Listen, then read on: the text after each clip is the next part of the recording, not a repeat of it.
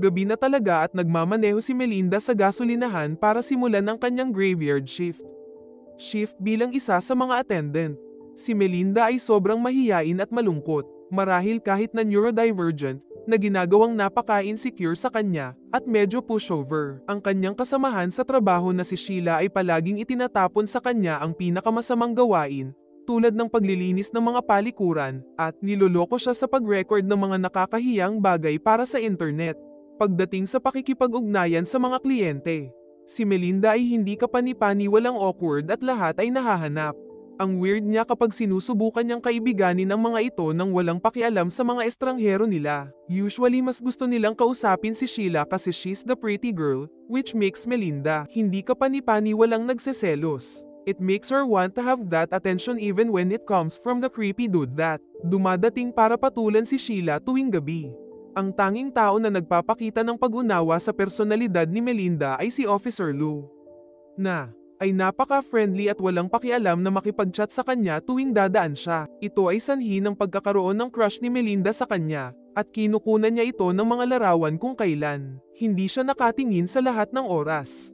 Ngayong gabi, pumasok sa tindahan ng isang lalaking tinatawag na Billy na may hawak na baril na itinatago niya sa kanyang damit dahil nasa paligid din si Lou.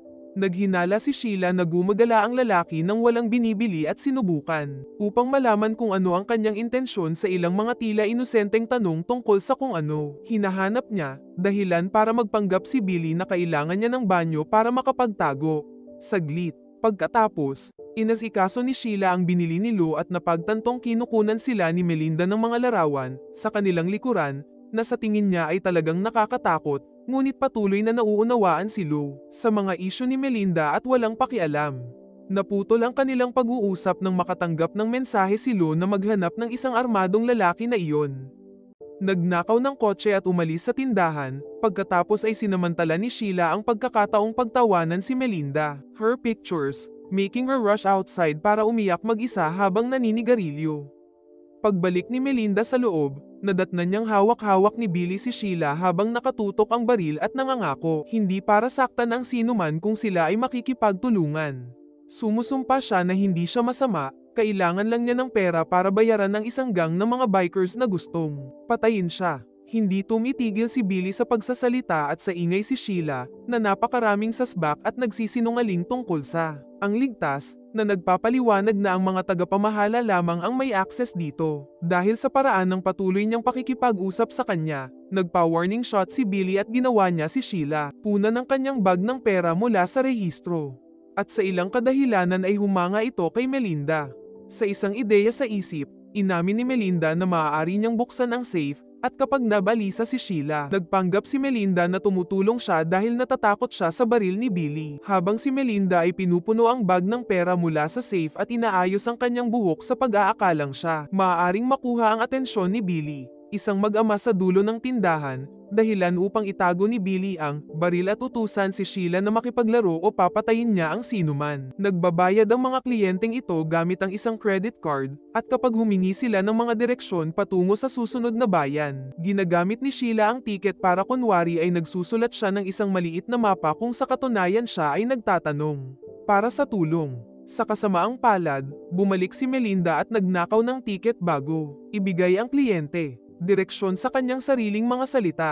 Pagkaalis ng kliyente, hiningi ni Billy ang kanyang bag, ngunit hindi ito binigay ni Melinda. Maliban kung isasama rin siya nito dahil sa tingin niya ay maaaring maging kapaki-pakinabang siya. Tumanggi si Billy, iniisip na ito ay isang kabaliwan na ideya at sinasabing wala siyang silbi para sa kanya, na masakit ang damdamin at pinaiyak ni Melinda habang itinuturo niyang hindi siya magkakaroon ng pera kung wala kanya. Dahil sa paghihintay na ito, itinulak ni Billy si Melinda at pilit na kinuha ang bag, ngunit kapag siya na tawid na ng pinto sinimulan siyang insultuhan ni Sheila sa pagsasamantala sa dalawang babaeng walang magawa.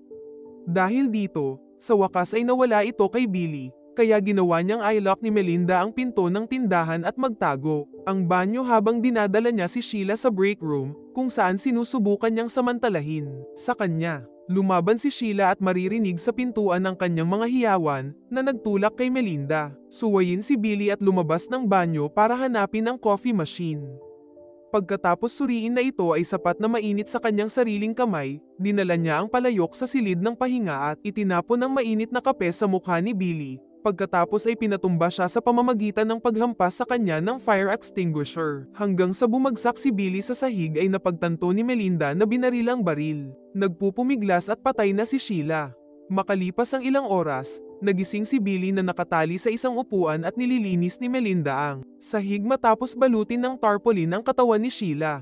Sinabi agad sa kanya ni Billy na kasalanan niya ang lahat dahil hindi niya ito binalak na patayin siya. Noon pa man ay takutin lamang niya ang mga ito, ngunit mukhang hindi masyadong nababahala si Melinda. Sa halip na tumugon sa kanyang mga akusasyon, umupo siya sa harap ni Billy at nagtataka kung bakit siya ayaw niyang sumama sa kanya, na nagpaparamdam sa kanya na hindi pa siya tumatawag ng mga pulis at may chance pa siya. Nagsimulang makipag-usap ng matamis si Billy kay Melinda. Ipinaliwanag na alam niyang mapagkakatiwalaan niya siya ngayon at kaya nila sabay-sabay na tumakas. Nang magpahayag ng selos si Melinda sa katotohanang mas pinili niya si Sheila kaysa sa kanya, tinawag siya ni Billy pretty at tinuturo na ayaw lang niyang masaktan habang wala siyang pakialam kay Sheila. Kaligtasan.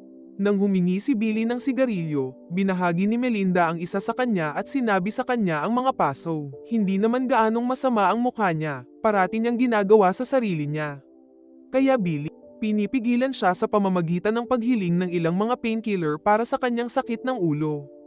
Bumalik si Billy sa tindahan para kunin ang gamot at isang bote ng tubig habang hindi pinapansin ang lalaki sa pintuan na patuloy na kumakatok sa salamin at humihiling na papasukin. Dahil pinutol ni Billy ang kanyang ode to fire, nagsisimula na siyang magduda tungkol sa kanilang compatibility at kumuha ng kaunting extra bago bumalik sa kanya.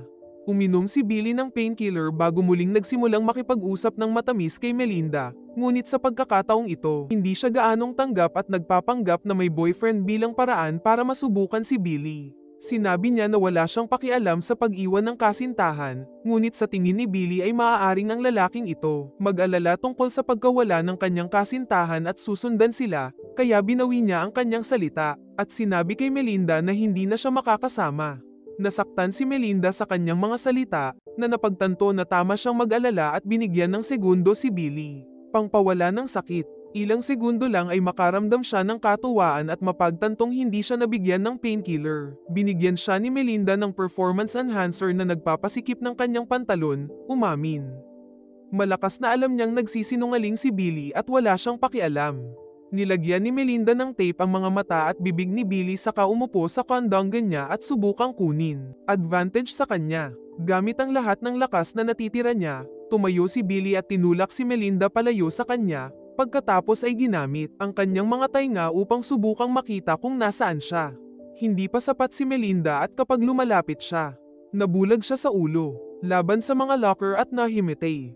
Nang makitang dumudugo ang tenga ni Billy, kinuha ni Melinda ang kanyang ama at kinuha ang baril kasama ang pera, bago bumalik sa tindahan kung saan kumakatok pa rin sa pinto ang lalaki. Matapos siyang mamili ng anumang kailangan niya, kinuha ni Melinda ang baril at nag-isip, tinatapos ang mga bagay-bagay, ngunit hindi niya kayang gawin ito at tuluyang napaiyak. Nais bayaran ng kliyente ang kanyang mga gamit at nakiusap si Melinda na umalis siya. Kaya umalis ang lalaki sa kanyang mga bagay nang hindi nagpapakita ng pag-aalala tungkol sa sitwasyon.